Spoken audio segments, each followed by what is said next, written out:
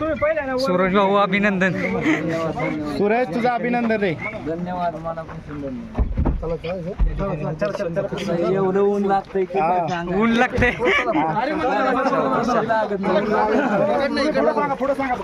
पुढे पुढे जरा थोडा असं रस्ता पण चला तुम्ही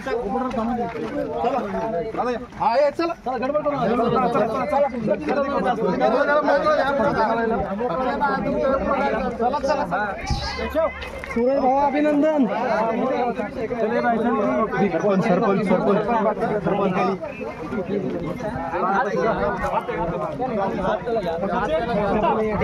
सर या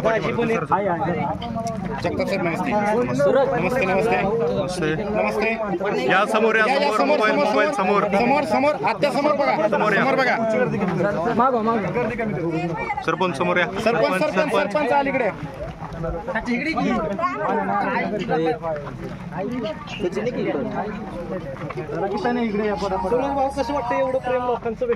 कारण त्यांचं टीम भेटते म्हणून मी आणि माझ्या आणि सूरज तू म्हणालेलास की पहिलं मी ज्योतिबाचं दर्शन आपल्या खंडोबाचं दर्शन घेणार आणि आज तू पहिल्यांदा देवाकडे आलेला आहे. कारण बरं वाटतंय. खंडोबा माझा पप्पा आहेत म्हणजे माझ्या ओम नमः शिवाय पप्पांचा अवतार आहे. त्यामध्ये मी आलो यांना मी खंडोबाच्या पाया यांना पहिली पायरी येते खंडोबाची काय सांगते. पहिली पाहिली म्हणजे माझ्यासाठी देवाचं मी आज दर्शन घ्यायला चाललं तर मला बरं वाटतं. कारण लय आनंदात कसं वाटतंय सगळं. कसे बिग बॉसचं घर सोडून मला येऊ वाटत नव्हतं. पण काय करणार आता यायला लागतंय गावाकडं. आणि बिग बॉसचं घर माझ्यासाठी माझा आई आप्पा होतं. कारण मला त्यांनी समजून घेतलं बिग बॉसने. सूरज तू ट्रॉफी जिंकले पण असं वाटतंय महाराष्ट्र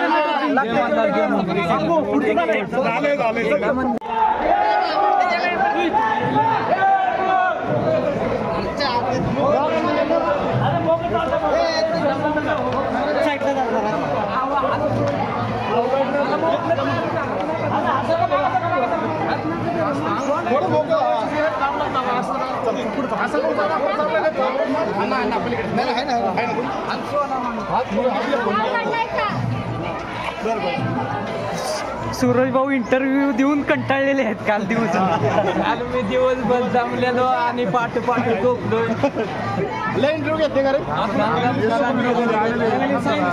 संग्राम चौगुले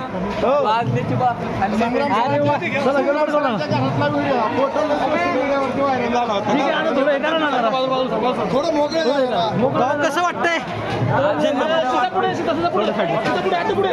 पाहिलं बिग बॉसचा जो कार्यक्रम चालू होता त्या बिग बॉसच्या कार्यक्रमात एक गरीब कुटुंबातील एक रामोशी समाजातील एक साधा मुलगा त्या ठिकाणी गेला आणि इतर स्पर्धकांच्या बरोबर त्यांनी आपली स्पर्धा खेळली.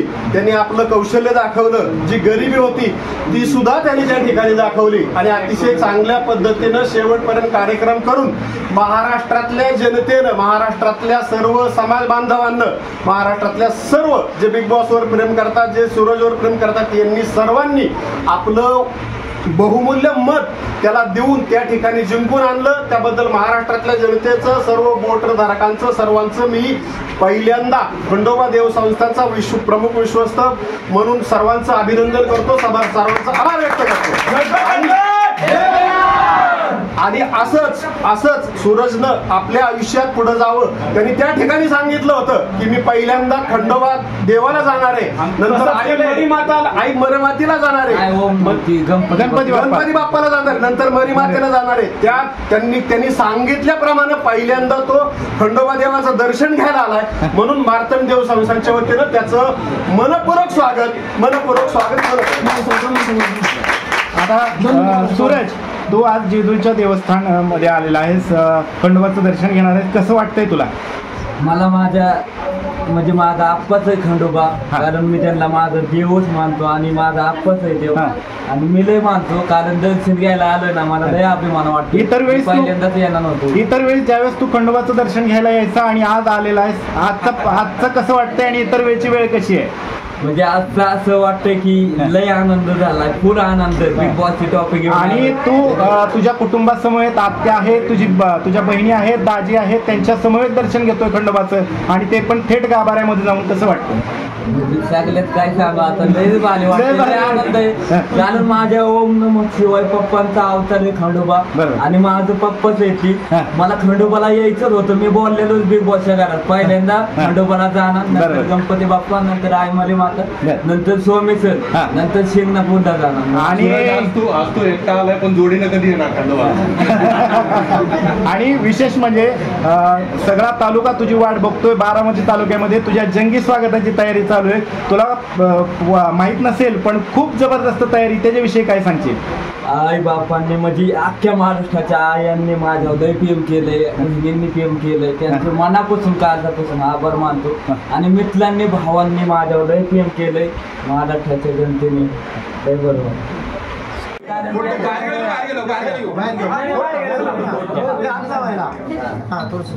सुरत कसं वाटतंय फोटो बघून खंडेरायाचा? फोटो म्हणजे मला आनंद इतका झालाय की काय सांगायला नको. त्यांचं दर्शन मी किती दिवस म्हणत होतो मी जाणार, बिग बॉसची टॉपिक घेऊनच जाणार आणि दर्शन घेणार, त्यांच्या चरणाची मासा टिकवून दर्शन घेणार आणि त्यांच्या पायाशी ठेवणार टॉपी आणि दर्शन घेणार. देवस्थान ट्रस्टने तुझा सन्मान केला, त्यांच्याविषयी काय सांगशील देवस्थान ट्रस्टच्या विषयी? त्यांनी मला माझा सत्कार केल्याबद्दल धन्यवाद, आभार आहे त्यांचा. असाच सपोर्ट करा. जय हिंद.